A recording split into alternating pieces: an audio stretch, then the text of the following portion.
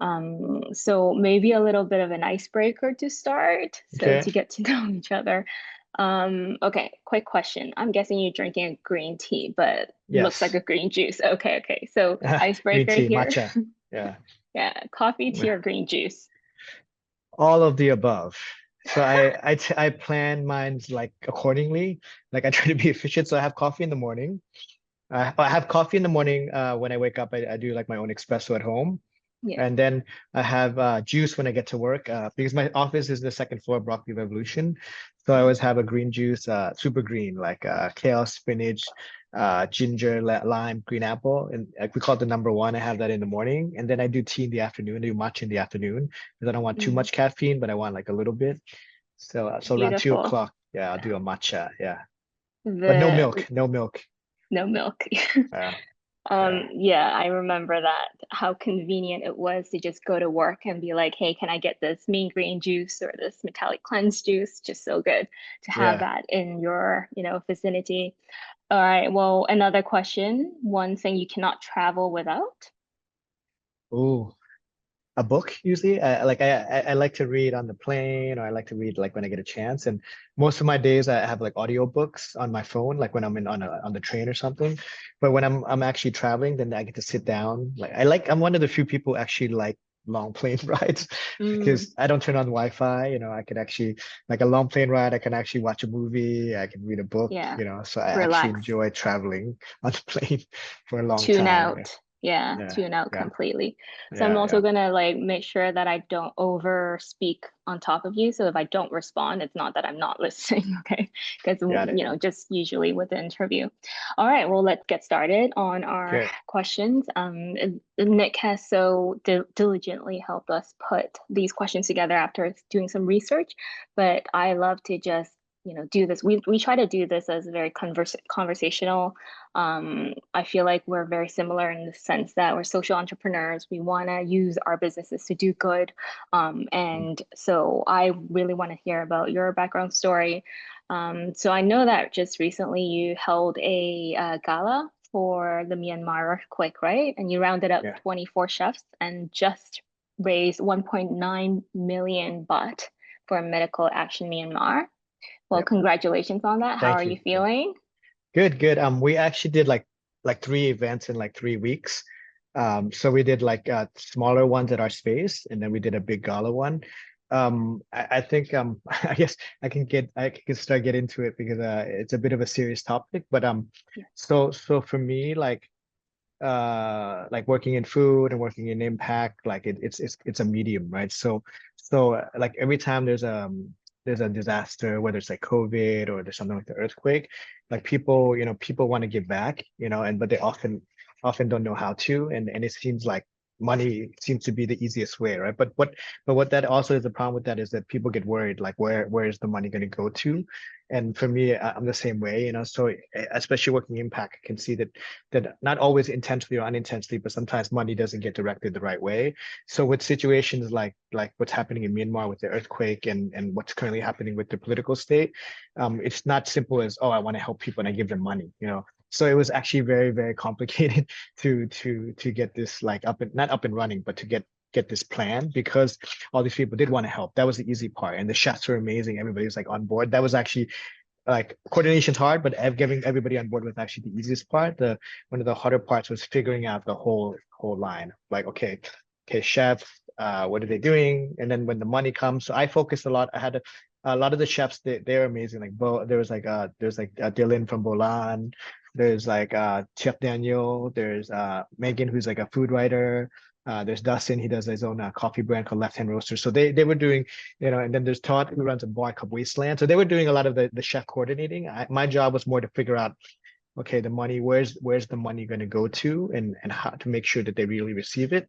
And with that, like because of what's currently going on in Myanmar, like a lot of aid is getting blocked actually. So like most normally you would think, okay, let's give it to the most well-known organization. Let's say I'm just throwing a name out, but like let's Red Cross or like UNHCR. But in this situation, that's probably the not I hate to say, but not the most efficient way to use the money right now because the way it works with government and a lot of government disasters is the biggest ones are the ones who get like zeroed in the most. So the Burmese government is actually blocking aid from large organizations because those organizations have to go through the government. They can't go like behind, So they actually were blocking all that aid. So they would block it at the borders, at the airports. So that was a really big deal. So I talked to those organizations. They would update me on that, and then so I started researching other organizations that I know and other people.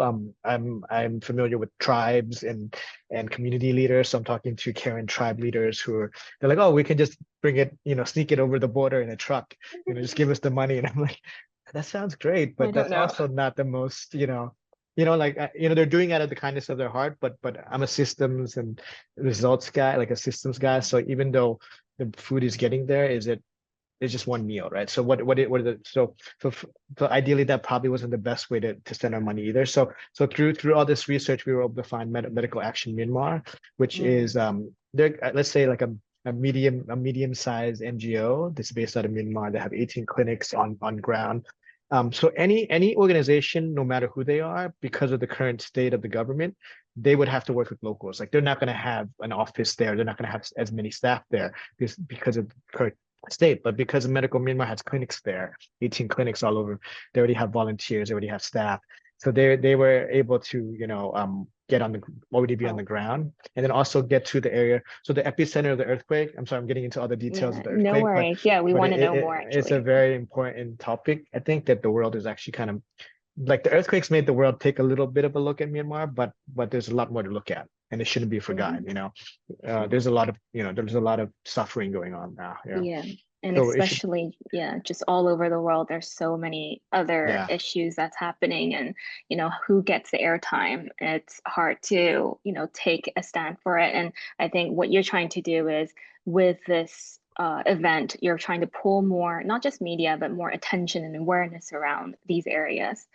Um, yeah. So is there anything else you want to add to the just Myanmar? that the organization we picked, like they're able to kind of get to where the military is blocking. They're able to get to Mm, the hands of the people who really need it. So I just would like I think it shouldn't take such a big thing like an earthquake for us to pay attention to countries are suffering, and it's not going to be taken care of with one donation. It's going to be taken care of with continued support and actually globally putting pressure on the government and the world's and the yeah. governments of each country to actually take action, because no matter how many donations we put in, it's not gonna help.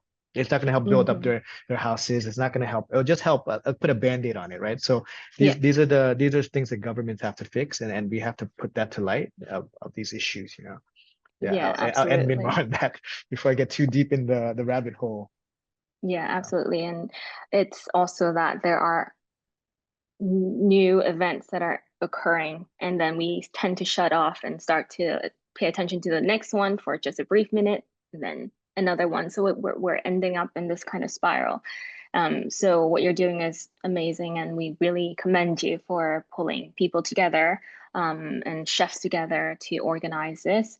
And I Yeah, think restaurants can really learn from it as well. yeah. So you mentioned earlier the Karen tribe, the Karen cuisine.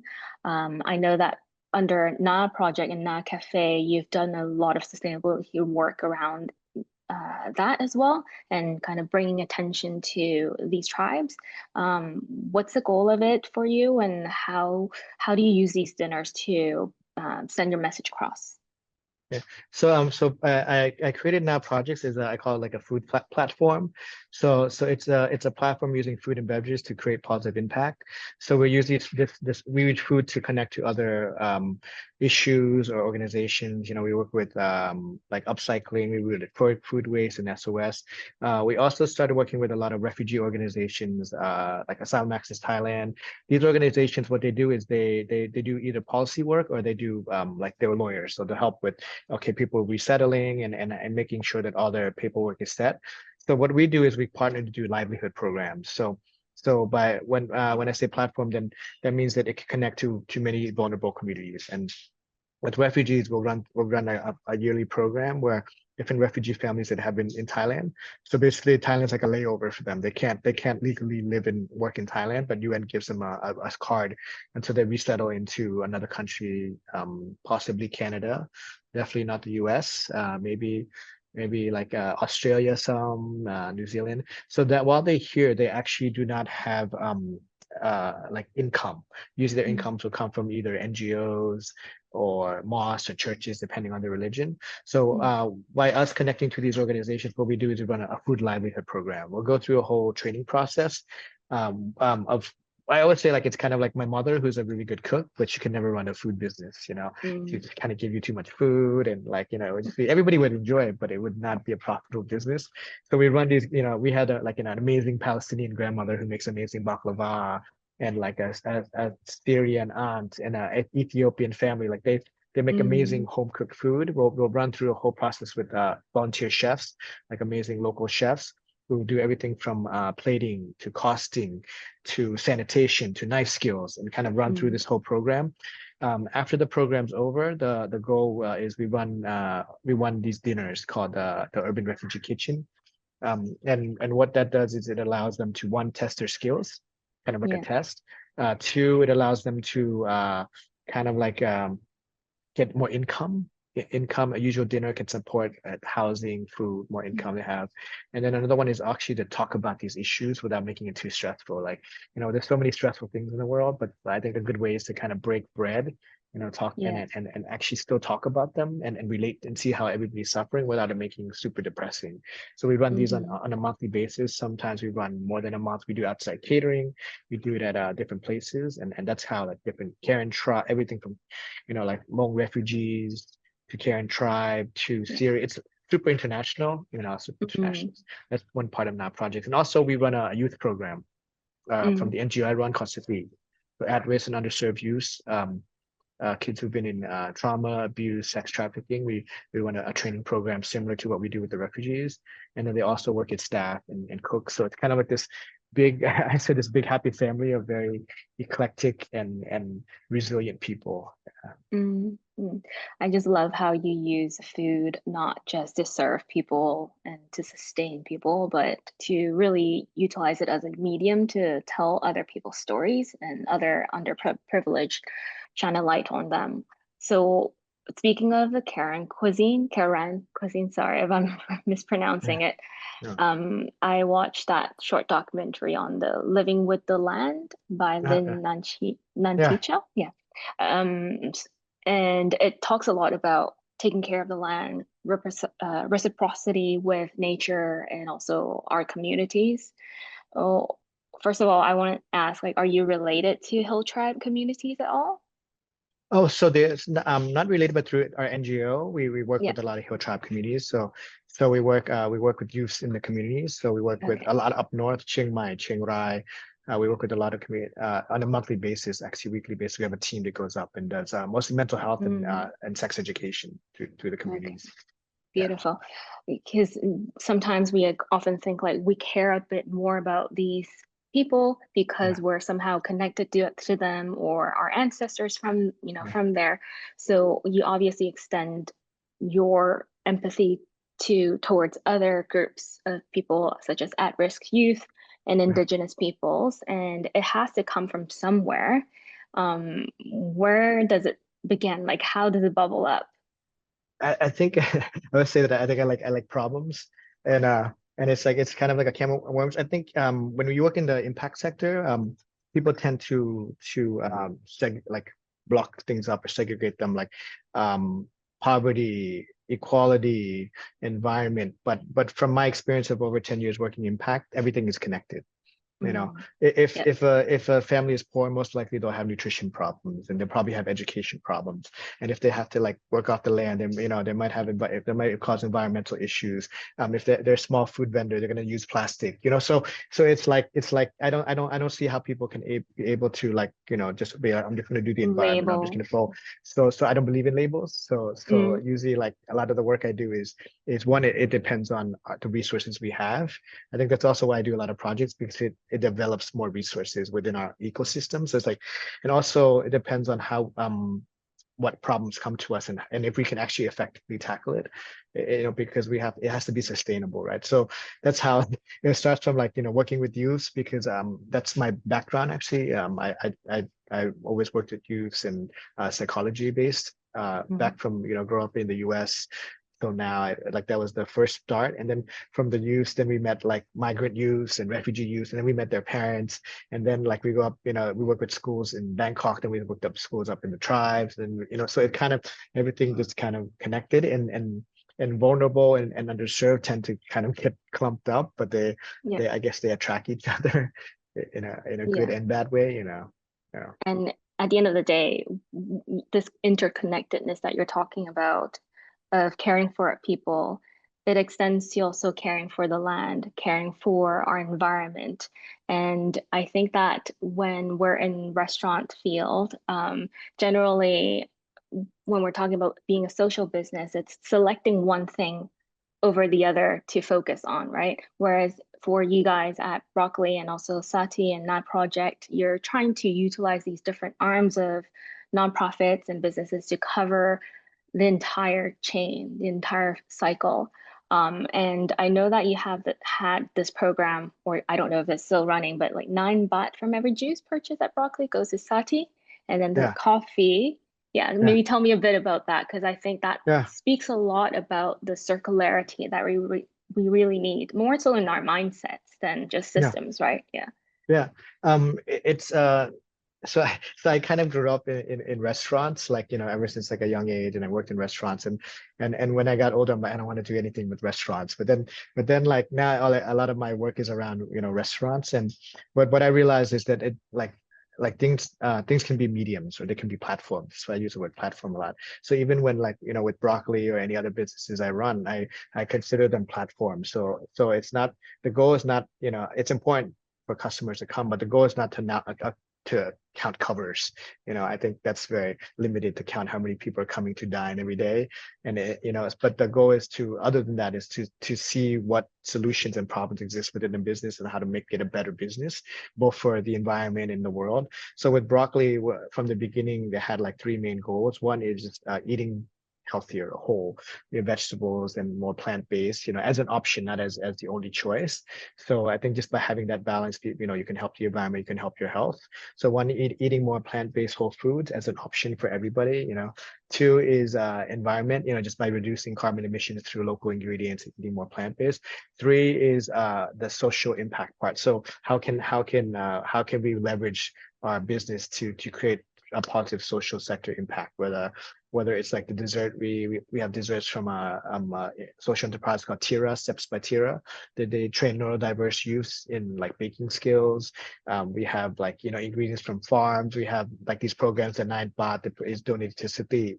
We have upcycle plastic furniture. It's not 99% or 100%, but as much as we can have fun or think about how every part of the business can be beneficial, or at least not take away too much from the world and the environment. So I try to use that logic in Broccoli, and every business I run is it hopefully by having that business, it adds to the world and not taking away from the world.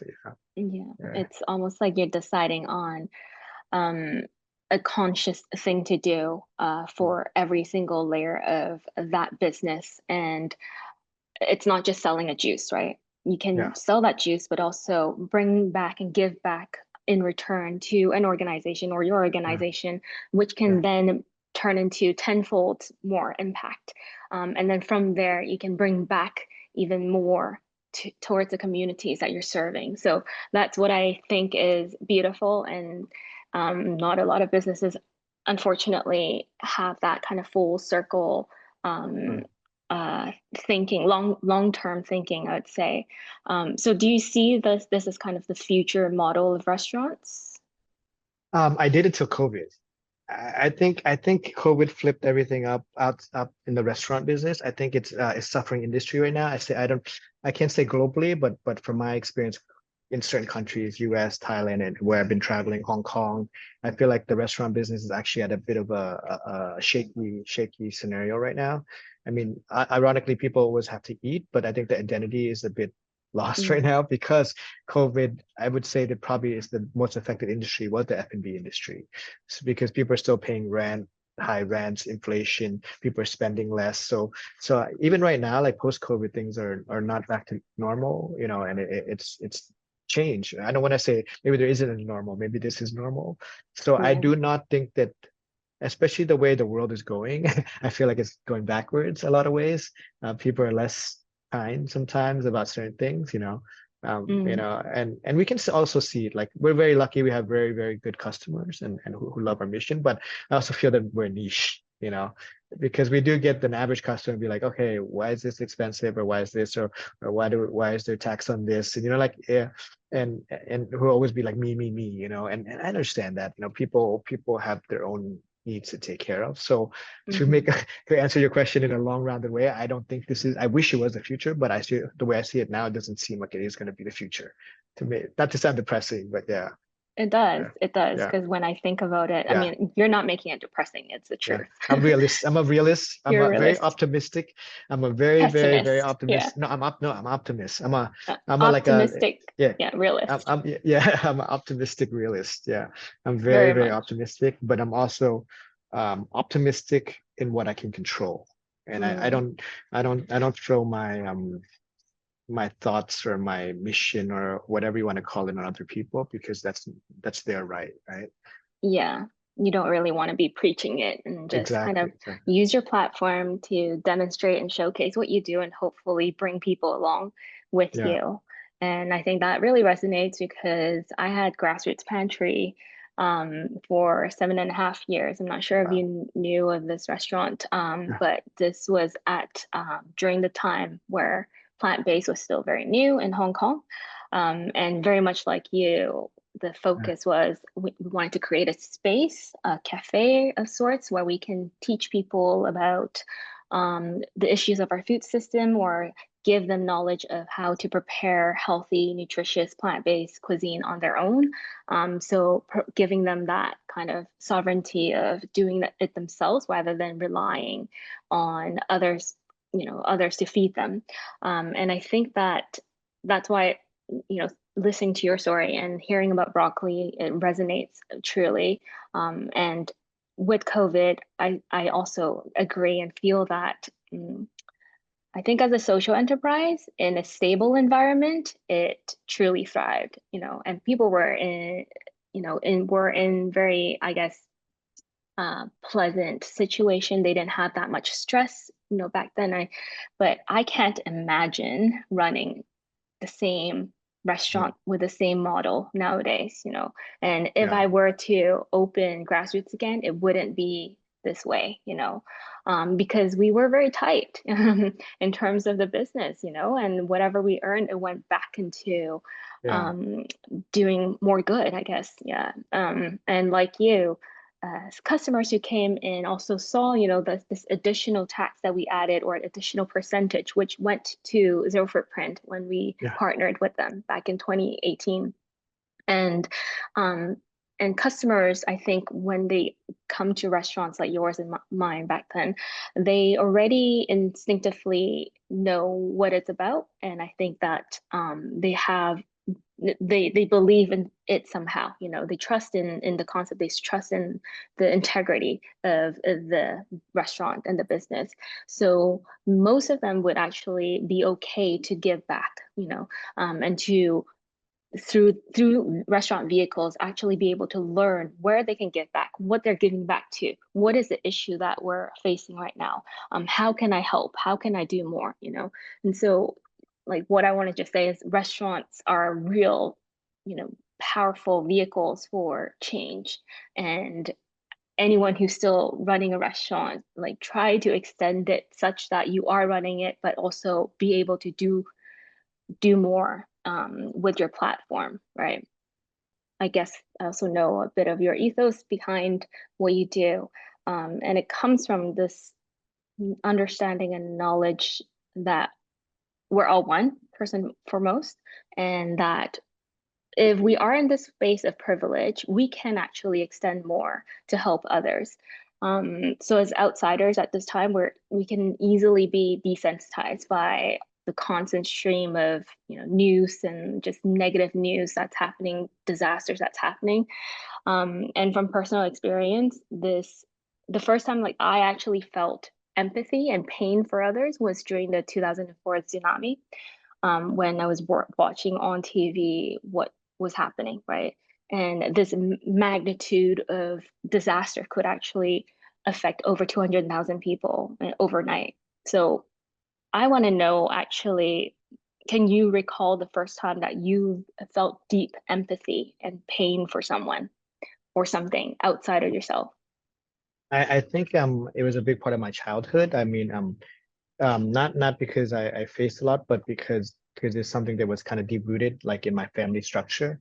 So my parents and my mother, especially my mother, was always about like, giving back. I grew up in a very Buddhist philosophical family, and it's still a big part of my life.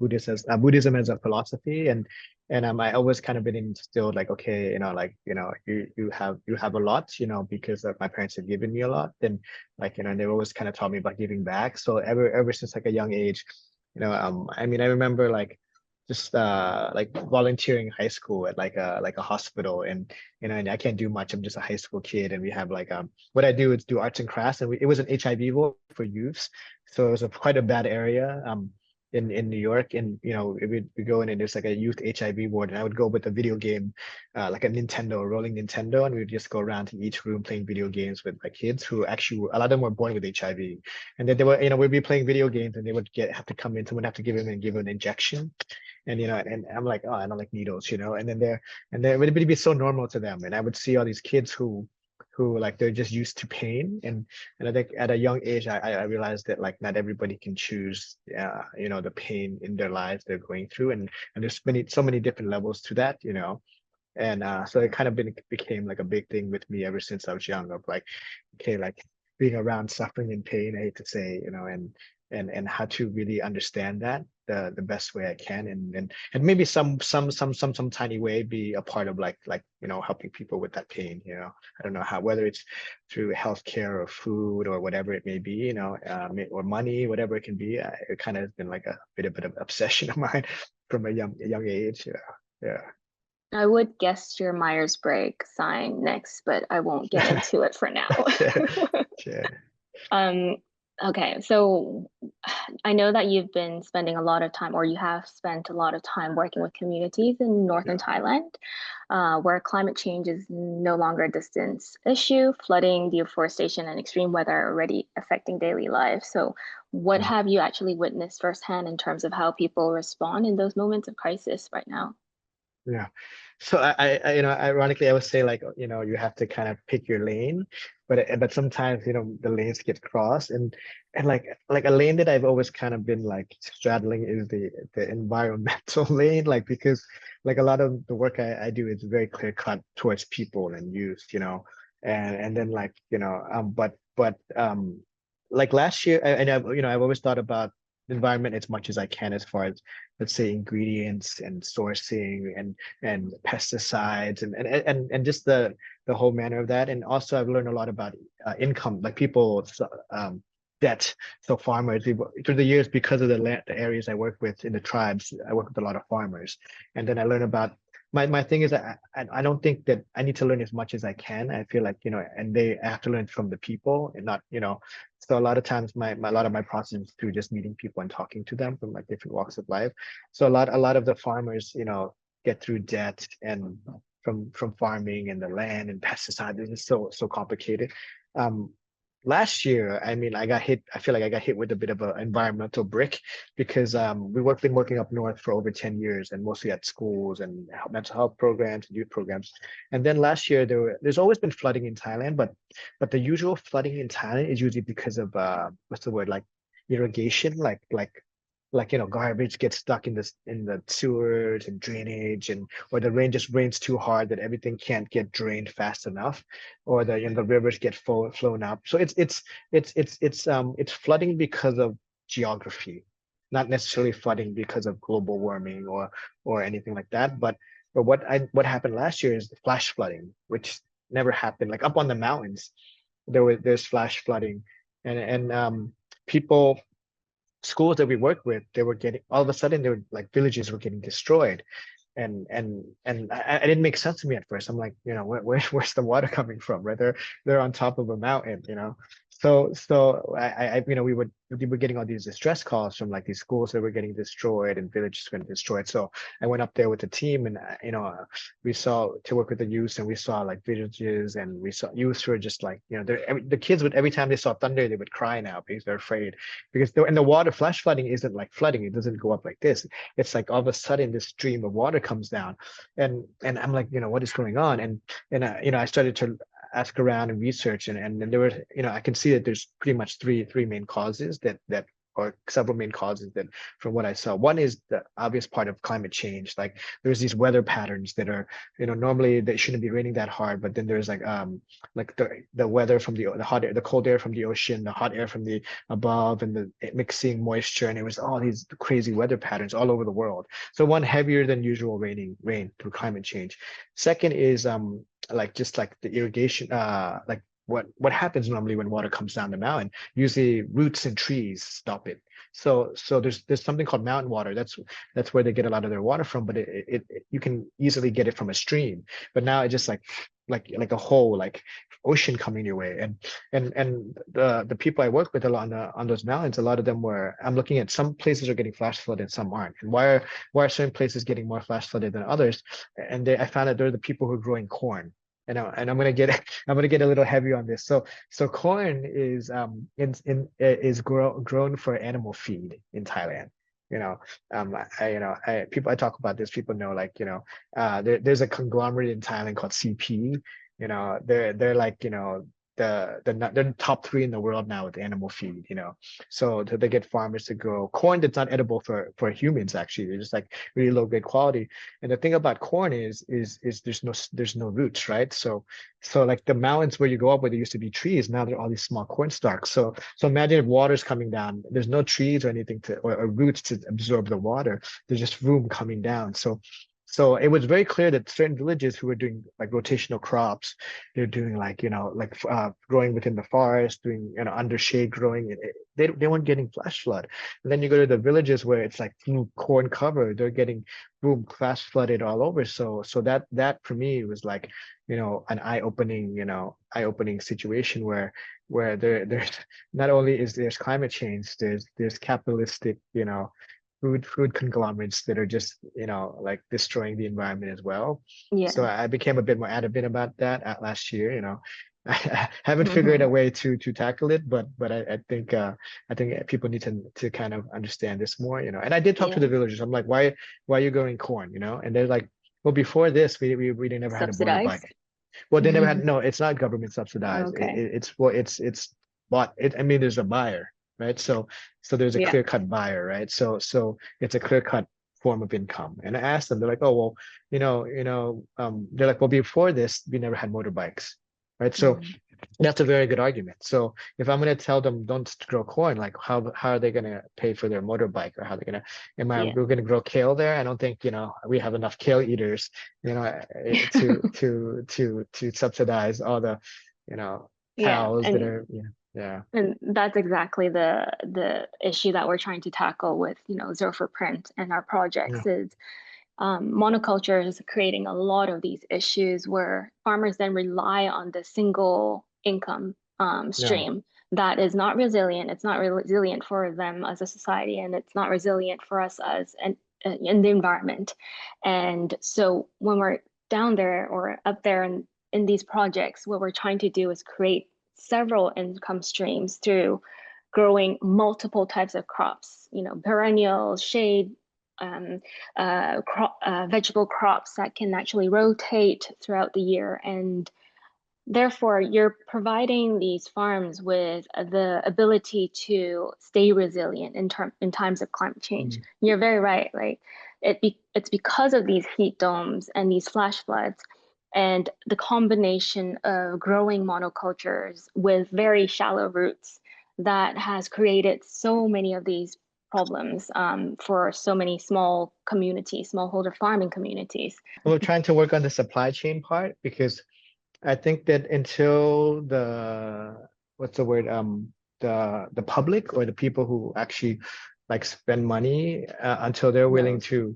to support, because like that monocropping is going to animal feed. Animal feed usually is Mhm. for like pigs and cows all over the world, which traditionally is not even a part of Thai culture, beef eating. Thai Mhm. people eat seafood and they eat like chicken farm raised, it's called kai ban. It's like, free range chicken. So Yeah. like I think this, I mean, I'm also going to get it into a little more economical, philosophical, but I mean like people use beef eating and proteins as a show of wealth in Hmm. an old school in an Asian culture, right? So if you have money, you eat a steak. You don't eat a salad, right? So it's a supply and demand thing. I mean, economically, it doesn't balance out for people because if you have to battle large global size conglomerates that are keep on pumping money in to feed people who want to eat at buffets and as many like monocropping as we do, we can have the most amazing strawberries and the amazing coffee. It's going to be very hard to battle the buffets. So we need to, Mm. until people learn more about what the choices they make in their eating. Of course, you can still eat good. I mean, I eat pretty. I like to eat it as well. Yeah. But it's like being more conscious of like what you eat and where it's coming from. It's gonna Yeah. be like still gonna be a difficult problem to solve. Yeah. Also, just changing the way that we Yeah, look at the value of food, rather yeah, than it being just through price or, quantity, can we look at it yeah, based on nutrient density? yeah, So how much of one regenerative carrot or one carrot that is not sprayed, it's organically grown on a field that is regenerative space, compared to crops that are grown in conventional farming. The nutrient density is so much higher. I think it's 1 to 90 on yeah, antioxidant levels. So you'd have to consume 90 conventional carrots in order to yield the same amount of antioxidants for one really well grown carrot. yeah. So can we look at the value of Yeah. food differently? Is, I I mean, that's a guess, really good point. yeah. That's a super, I mean, eating well, like I mean, healthy, like you said, becomes more a luxury these days, which is sad, Mm, because you can go to a supermarket and you go to the organic section, right?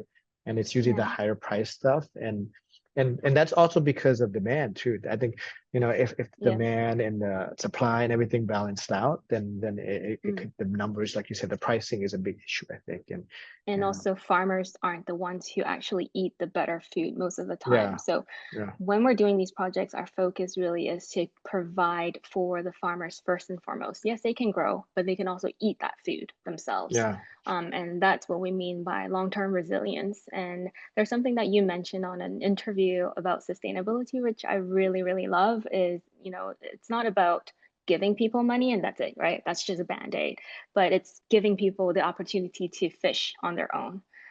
And um, I guess that's like the difference between, a charity nonprofit and one who, we're running a social enterprise. We're also trying to equip people with the skills and tools and the knowledge to bring that forth so that they can be empowered to be strong themselves, be resilient themselves.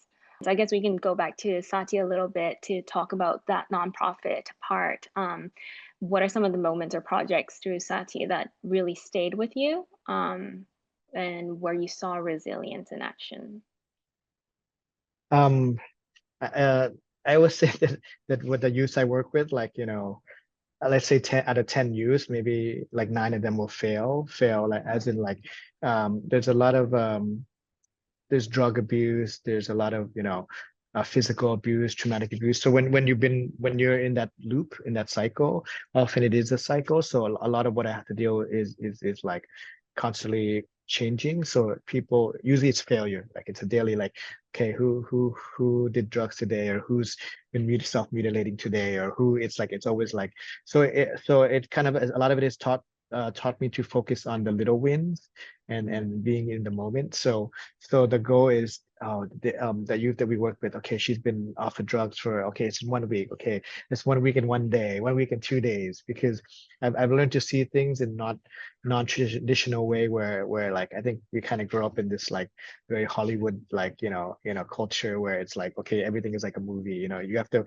has to be a hero, there's have to be a heroine, or it has to be the enemy, and then there has to be an ending and a happy ending. But that's not really the way life is. Like life usually ends when you die, or maybe there's something after that. who knows, but it's a process, right? So how do we focus on the process today? So I mean, like I'm going on a tangent as well, but a lot of it is the youth I work with is just like I just want them to be okay today, and then Yeah. hopefully tomorrow will be okay and the next day will be okay. And it can get quite heavy, like um, you know, uh, like self-mutilation. We work with like youths that are cutting themselves because they're from a farm and their mother, their father's in jail, their mother's in debt, and then like putting more debt on the child. And that's often the youths I work with who are in sex trafficking or actually prostituting. Their family even knows about it. And they'll come Mm, and talk to us. Well, I got to send money to my father in jail. I need to send money to my mother, and I'll be like, well, obviously I hate to say it, but how they're showing this to you is not love, and they're like, well, she's my mother. And that's also could be a cultural thing too, right? So a lot of it is understanding each youth and each individual in the context that they're living in, and not yeah. setting traditional barriers or for them, and letting them understand of how to grow out of that, and how to see I always use the word empowerment, like, and I really mean it when I use it, because how do we empower them to stand on their own? And that's kind of where the skill sets come in, and everything from being a barista to a cook, or just being able to dance K-pop dance, or anything that kind of gives them more of a sense of value, and then letting them understand that they don't have to hurt themselves and they don't have to sacrifice themselves. And it's a slow process, and it's a kind of a recurring process. But I mean, as far as stories of you, I can tell you like a million stories. And they're all like very special. Like lately we've been working with a youth from Afghanistan, a refugee youth. She's like amazing. She's like 18 years old. Her mother and her sister had to run away from Afghanistan. It's almost like a movie, like mother never got an education, never got to work. She just cooked at home, like abusive father, abusive family. They had to run away. They came to Thailand, and the mother was not educated, so the daughter had to do most of the everything possible, like coordinating with everybody. And she's just been like, she's grown so much, and she's been with us. She speaks several languages. She's the head of the household. She's a scholarship student. It's like, it's incredible how empathetic she is as well. And I meet these incredible people who are so resilient, and I feel like Mm, like she should be a world leader, because not only she's smart and she speaks so many languages, so international, she's so empathetic. If we actually had leaders like her, then our world would be better. But the sad thing is, not only is she not going to be, she's not a global leader, she's not even globally accepted as a human being, as a mm, she has no home. She's a refugee, so no country will even take her, which is like, for me, it's kind of mind blowing that there's like these two opposite polars. The people who are in power and have money and have power, they're not, for me, the most empathetic people I've met. While the mm, people who have empathy and intelligence, they're not given opportunities. So like, this is yeah. kind of like one of example of one of the youths, that we're working with recently. And I think that really hits hard for you, especially because of this idea of, you extending compassion towards others, but actually through this work, you're actually receiving a lot of it Yeah. as well. And that's the beauty of, the work of being in this space. I remember when I was in Dharamshala, and we don't need to add this into the interview, but volunteering in Dharamshala with Tibetan youth and monks and nuns, and seeing how kind and selfless and giving people are, Yeah. how kind and Yeah. giving they were, and how generous they can be, um, actually gave me more strength to be able to do my work. So Yeah. you see a lot of that, the struggle and the abuse, and but at the same time, you're also receiving a lot of that other people's empathy, other people's Yeah. strength as well in the darkness, Yeah. right? Yeah. I think like kindness is such an overlooking trait now. It's like how like efficient are you, and how like smart are you, how rich you are, how talented you are. And like, I mean, I don't know, I don't really feel like talent without kindness is even important. Like, like I mean, I feel like it's the kind of a lost thing now, being kind in general. I think nice. I think people get confused too. I don't think everybody needs to be nice. I mean, like I grew up in New York, not everybody's like people are not really nice. Like they're just kind of doing their own thing. So I don't believe that you have. I don't, I'm indifferent about being nice. Some people don't really like deserve niceness, but I think everybody deserves kindness. So I think that's kind of something that been a bit overlooked these days. And I think with this this Hmm. interview especially, we really want to talk about empathy and compassion. And what you just mentioned is Yeah, kindness. That is the yeah, basis of where we need to be as humanity. We really can't yield anything with just money. We absolutely have to get together to do something for the better good.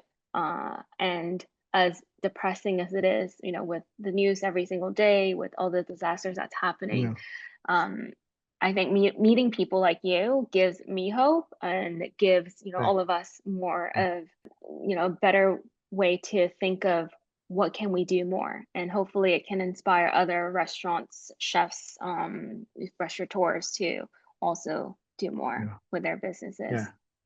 I mean, Yeah. there is a niche that, and it is a growing niche. It's just not growing fast enough. Like COVID, I mean, I really feel for restaurants, being myself as well. Yeah. It's difficult. It's been a difficult Yeah. time. And with margins and ingredients and costs, and now like I mean, everybody's spending a Yeah. lot less money. Like everything is like pretty much down, and I mean, the super duper fancy restaurants seem to still be doing well, but they're Is super that it niche, right? They're super in niche, right? I Thailand? mean, Yeah. I think like the very few, but overall most restaurants are like definitely down, Yeah. and then everything else is Ye- so much more expensive, right? Rent, everything is so yeah. Yeah, we're hearing it the same in Hong Kong and Yeah, Singapore. Is like the Michelin level restaurants are not doing as good. yeah, People are definitely spending much less nowadays. yeah, So yeah, and earlier you mentioned about supply chain as well, which is, I think, especially for our Thai project at this moment, we're trying to build a regenerative supply chain such that whatever the tribes are growing in the north, in our project in the Hill Tribe, Wawi Valley yeah, area, yeah, that can actually extend. It's not just about growing and being resilient and regenerative. yeah, Yes, that's a fantastic. We can use that space yeah, to capture carbon, to sequester carbon. But at the end of the day, they need an income. And so, how do we yeah, build that supply chain in order to bring their medicinal herbs and their food, yeah, medicinal foods, as well as the cash crops, as well as the cacao and the coffee and the moringa yeah, yeah, into the everyday people. yeah. And that's something that I think farmers really need help with as well. Like I said, Thailand's 70% farmland. So if anything about agriculture should be done, it'd be Thailand. Yeah.